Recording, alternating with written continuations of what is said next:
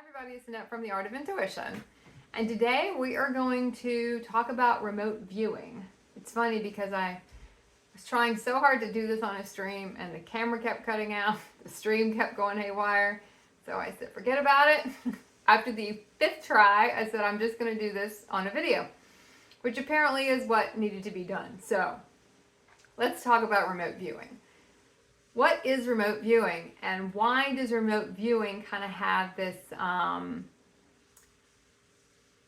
going to say it's almost like a forgotten word. I heard it, someone talked about it on a podcast a couple of days ago, and it was kind of funny because I was like, why does that word sound so familiar to me? And I don't know what it is, or I couldn't remember what the actual linear definition was for remote viewing. So I understood what they were talking about when they started talking about it. I'm like, okay, now I know what they're talking about.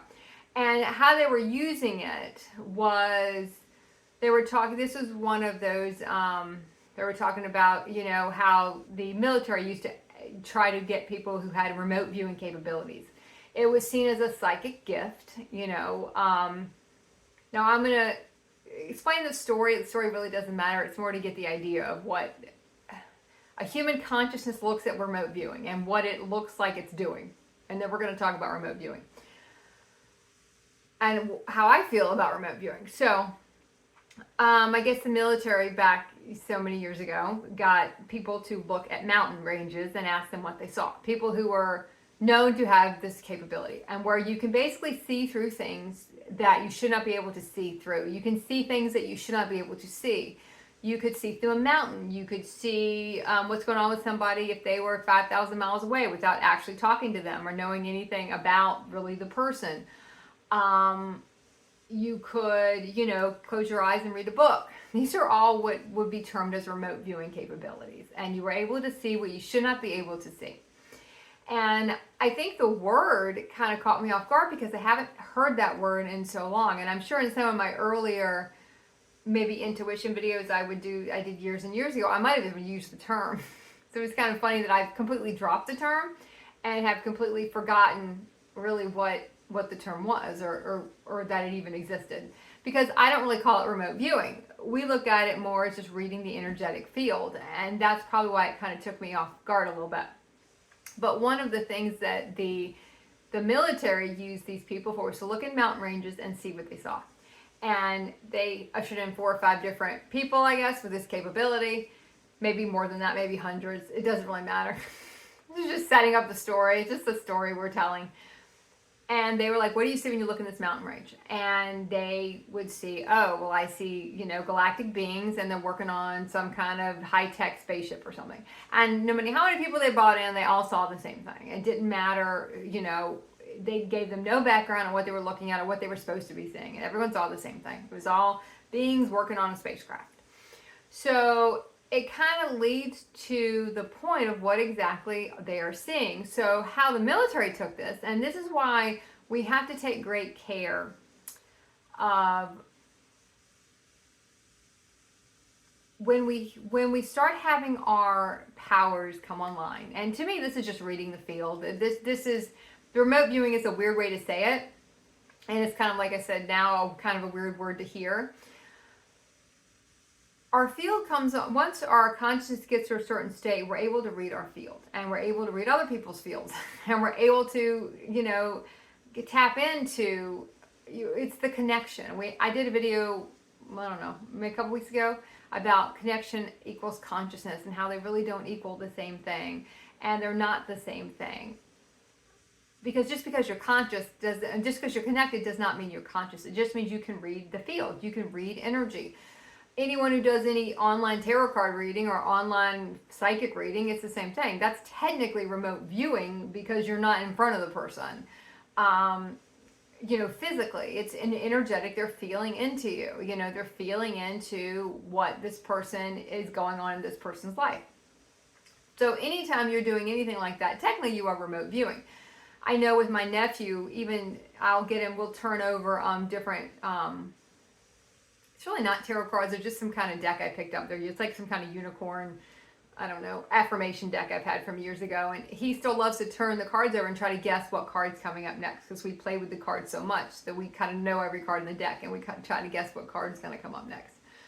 It's a great way to enhance your intuition if you've never tried remote viewing, to kind of look into stuff and figure out what's going on there. Now, keep in mind, you're only going to be able to access your powers, only increase to the point where you have a purity around what you're doing. When you're trying to use it through manipulation, you're not going to get anything, or you're not going to get as much as you're going to get when you're not trying to do that. So I won't say you're not going to get anything, but you're not going to get the full extent of everything, because there has to be a purity around your consciousness. You have to achieve a certain level of consciousness and a certain purity inside before these powers even open up, to the extent that you're actually going to be able to fully understand what you're looking at. So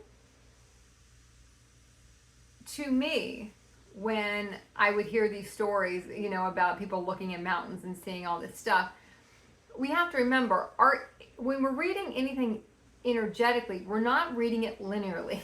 There's no there's no past, there's no future. There's a multi-dimensional layer you're going to be looking through, right? And if we take something as simple as an online tarot card reading, or someone gives you a reading, and we're going to take it to that for a moment, and you say, wow, that really, that made sense. How did they know so much?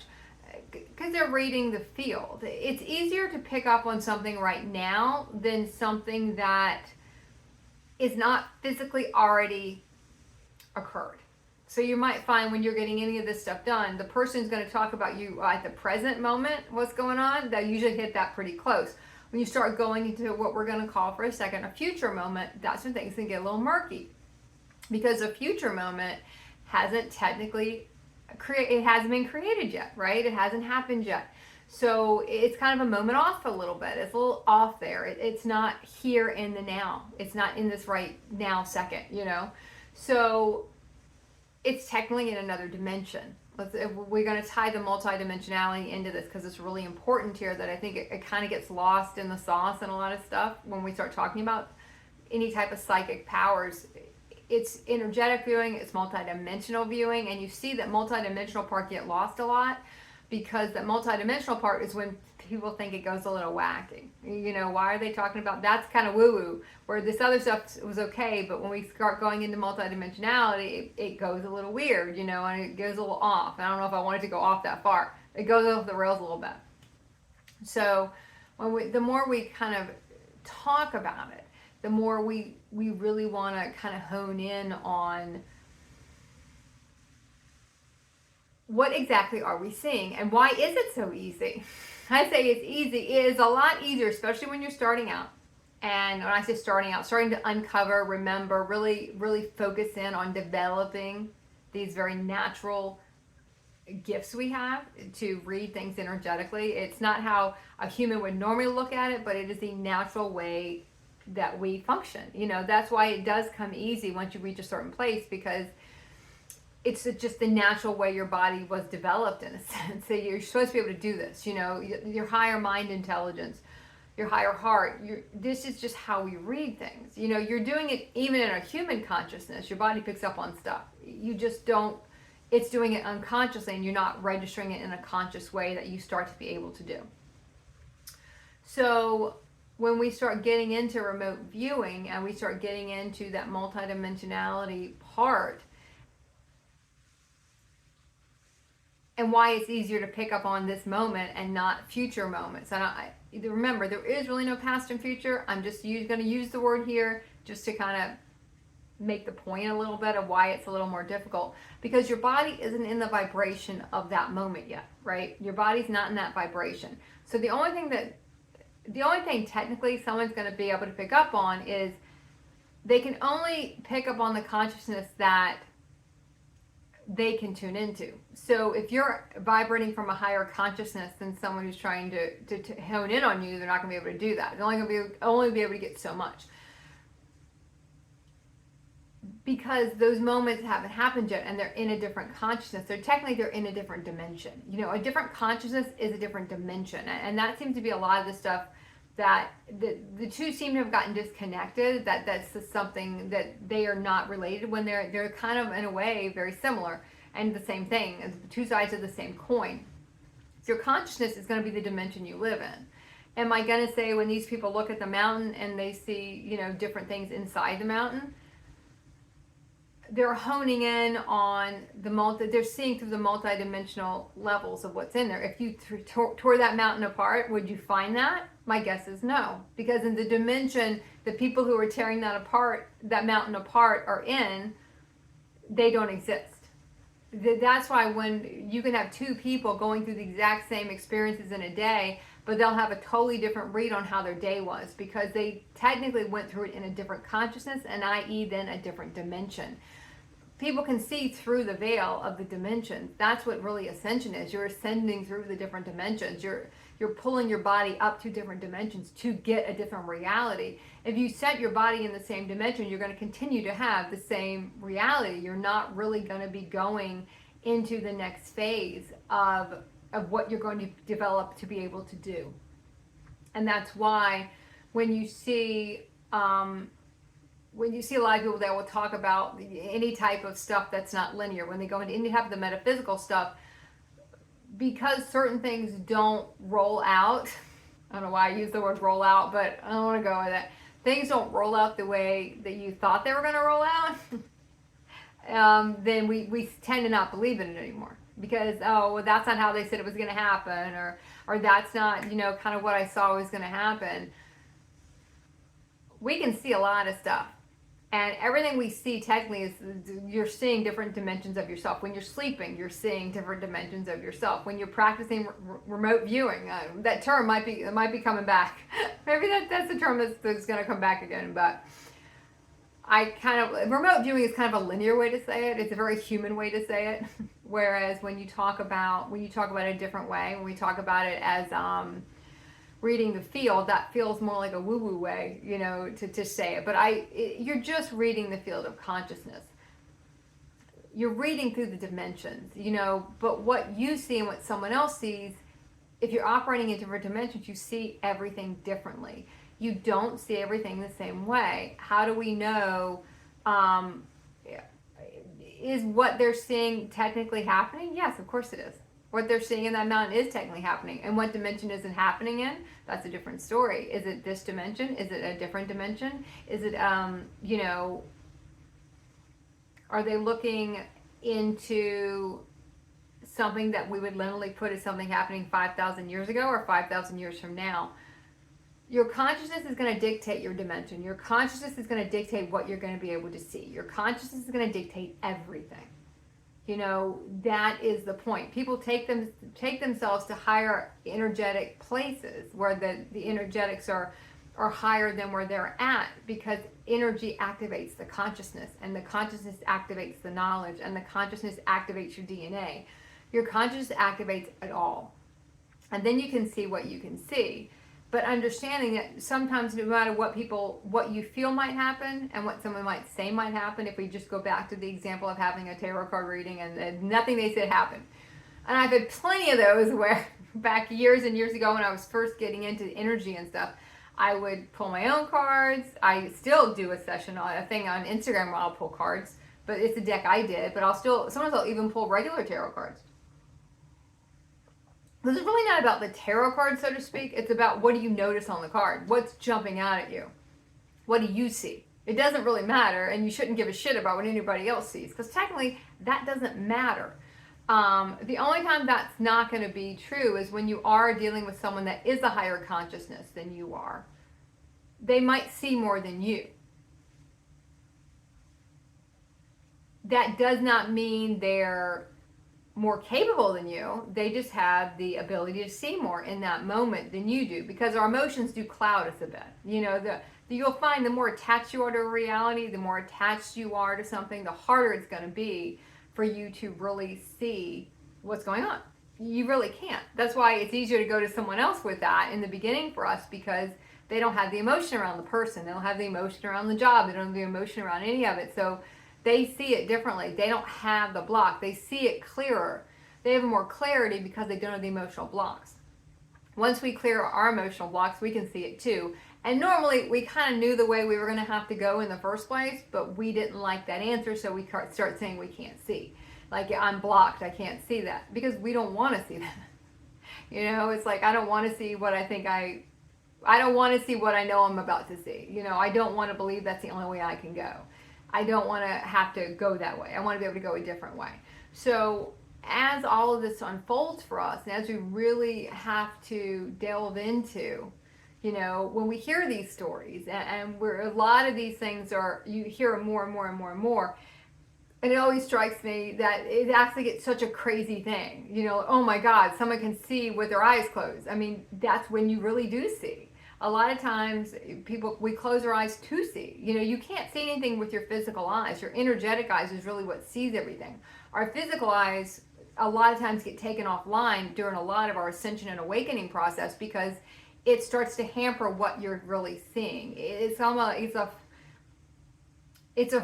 illusion. Your physical eyes show you one reality, yet your consciousness lives in a different dimension. So that hasn't happened yet. Doesn't mean it won't happen. There are some things you'll see that won't happen, because you're either going to skip over those, you decide you're going to go do something else. Not everything you see is going to materialize for us, because there's so many different energetic probabilities, so many different ways we can go, that we see some stuff and we just might bypass it. We might see one thing where we could have a relationship with a person, but we decide to bypass it because we know in the long term there's no real future or purpose in that. So like, okay, we're not going to do that one. Well, I'm going to go focus on a different reality, and that's going to put you in a different dimension. So when we start to really go into a lot of this stuff, and we start to really go into what a lot of this stuff means, really want to focus on, what can we see? And you shift your consciousness, you raise your consciousness, you shift your dimension. Everything that you thought was going to happen in one reality might not happen anymore. You might get an upgrade of that reality in your new dimension, or it might not happen at all. That's why a lot of the when you get like a lot of your psychic readings done or tarot cards done, a lot of it won't happen, because they're also only going to be able to read the strongest energy they can hone into in that moment. You shift anything and you shift all the cards. That's why it's not as easy as the moment. People can kind of get really bogged down on, in the present moment, everything that I thought was going on with this person was going on. But when I went into looking into the future moments, what I'm going to deem as the future, just because they're not energetically here yet, technically everything we see and know is because it's already happened somewhere. The multi-dimensional eyes. You don't have to tell 18 remote viewers, I'm going to go back to that word because I do think it's a funny word, go back to those remote viewers looking in that mountain and tell them what they're supposed to be looking for. Technically, in some reality, they've already looked in the mountain, and technically in another reality, they're in the mountain. So it's not that far-fetched that everyone's going to come up with the same thing, because they're all grouped together in that collective to see that same consciousness, that same dimension, to see the same thing.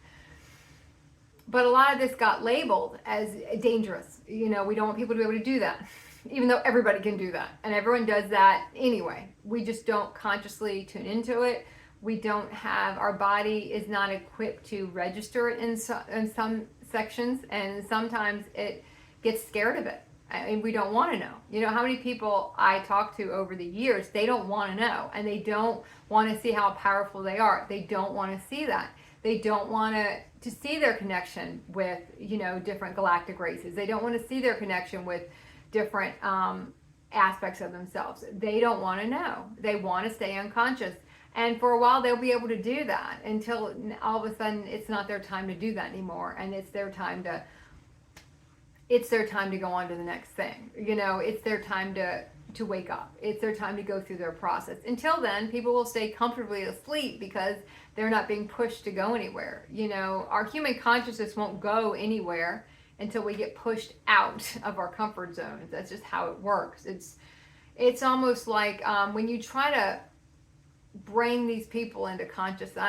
That sounds like a funny way to say it, but we don't drag anyone uphill with us, because it's hard enough for us to get ourselves up the hill, the ascension hill, because of all the clearing and our human programming we have to clear, and all of our existence programming we have to clear. We don't have time to drag anybody up with us. It's kind of fighting It's the war you can't win.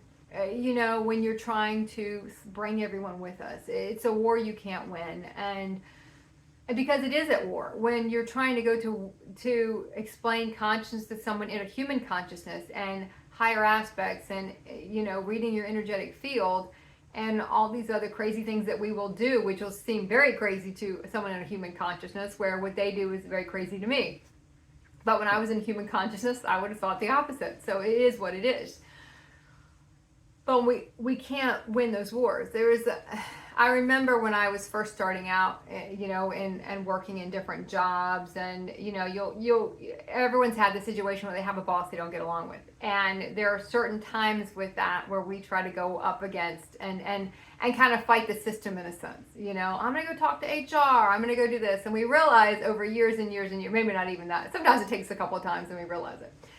And as I got older, and I was still working at linear jobs, even, up to 15 some years ago, I can remember watching younger people. I'm just going to technically say it as younger people, because this is where we kind of still have this. We're trying to fight the war within, in a sense, trying to fight against their boss. And I remember saying the words, you're going to fight a war, take this advice. You don't fight a war you can't win. You're not going to win it. You're better off go find, if you really are that unhappy, go find another job, go somewhere else. You can't win that. You're not gonna fight the war from within. You just have to leave it behind and go somewhere else that's gonna make you happy. So remember that when you're in a reality where, am I trying to win a war I can't win here? When it's time for me to go. A lot of these situations, if we even take it back, there's a lot of reasons we go through these situations, and one of them is because we're supposed to leave. If we're not happy, we're supposed to leave. We're going to try to bring it into balance, or we're supposed to leave it behind. And if we can't bring it into alignment, then we're going to leave it behind. And sometimes we're supposed to leave it behind. That's why it's so uncomfortable there, because its frequency doesn't match. The dimension we're putting our body in, is so uncomfortable. We're trying to get to a new dimension where there's something else there. So I just want to throw that in at the end, because that was something that I wanted to kind of bring back. Look at where you're trying to really fight uphill on something that you can't win it. And there's really no winning or losing here. It's just conscious or it's not. And if it's not conscious, why are we in it? And if there's no purpose to it, why are we doing it? And there's always going to be a different reason. Not sure why I want to tack that on to my video on remote viewing, but I guess it is appropriate, and for it was important to say it. So I think I'm going to close out on remote viewing on that sense. Is look at it as you're looking through a multi-dimensional lens at different things. Look at it as, same thing with channeling. Channeling's gotten a bad rap over the years, that it's so dangerous to channel. Oh, don't channel, it's so dangerous. You can only channel yourself. There's nothing else you're tapping into. There's nothing else out there but you. You're only going to tap into you. Everything else, a lot of this stuff gets constructed to keep us in a certain unconscious place where we don't want to do any of this stuff, or we don't want to, I've always said one of the intuition things you can do is take playing cards and turn them over and try to figure out, is it black ink or red ink, and just go through that. And you'll find that after a while you might get better at it and good at it, but if you go too long you get tired and you start missing, because you start running out of your light, your soul light. You kind of deplete, you have to recharge it. So anything you do, when you do that, it can kind of, it starts to get exhausting after a while. So that's why I will say, when you're out in public, and when you start talking about, when I would start talking about, if someone would ask me what I do, and I would never say it unless somebody asked me, I would never mention that. When someone would ask me what I would do, and I would just, say what felt appropriate, at that moment for them to hear, or what a way to explain it. Everybody wants you to know, number one, they want to know, do I have bad energy? It was one I got all the time. Is something wrong with my energy? Tell me. Someone would say that. Or it's like, oh, read me. It's not that we can't do it when we're with a lot of people, but I did find until probably the last couple of years, when I was around a lot of people, there's so much interference in your field. It really is more difficult to hone in on one person. So we do feel like when we're in that, we're trying so hard to keep our spin up, and we are trying to hold the whole field up. If we're the highest consciousness person in the field, we've got to hold the field up, kind of like we're the elder and the consciousness in the field. In a sense, it's our responsibility. going and reading everybody, we don't really have time for it. And that's why when we talked about remote viewing in the beginning and how, or maybe in the middle, where it was deemed as something dangerous, and it's kind of gotten this bad rap as something that we don't want people to be able to do that, when it's just the natural way to be. But you really don't even have the capability to do it until you reach a certain level of consciousness to really be able to see anything of note, that would really shift the reality in a sense, to be able to really be able to really understand what you're seeing. A lot of stuff we see in the beginning, like say when I say connected but not conscious, we can be connected and see certain things, but we're not conscious to understand the whole picture yet. So we're kind of giving a half truth or a half of what is going on, and that creates a lot of fear around stuff, because we don't fully understand it. So we get afraid, other people get afraid, we shouldn't be able to do all this stuff. It's very natural to be able to do all this stuff. When we start looking at, when you have the consciousness to understand what you're seeing, that's when you kind of lose interest in, people act like all you want to do is go around and dig into everyone else and what's going on. There could be nothing less interesting than doing that, because we have enough of our own self to keep track of. I don't personally have time to go around and dig into everybody else's, what's going on with them. We have our own stuff to do, our own stuff to clear, our own journey to go on. We don't wage wars we can't win. You don't put yourself in situations where you're in something that has no purpose. It's absolutely miserable, and you're just there because you created a story about why you have to be there. We don't wage wars we can't win. There's no point of being in them. There's just a complete lack of interest in them. So if you've never practiced what I would call reading the field, but if you want to go with remote viewing, if that's a word that you kind of want to play with that and see what you can see. Like I did know people who could close their eyes and read books. It was quite interesting. And when people can, you kind of feel like once you get used to doing that kind of stuff, you kind of feel like everybody can do it. And you do get this sense where you feel like you're conscious and connected and other people aren't. And it's frustrating because you can see so much and you can see so many realities that can happen.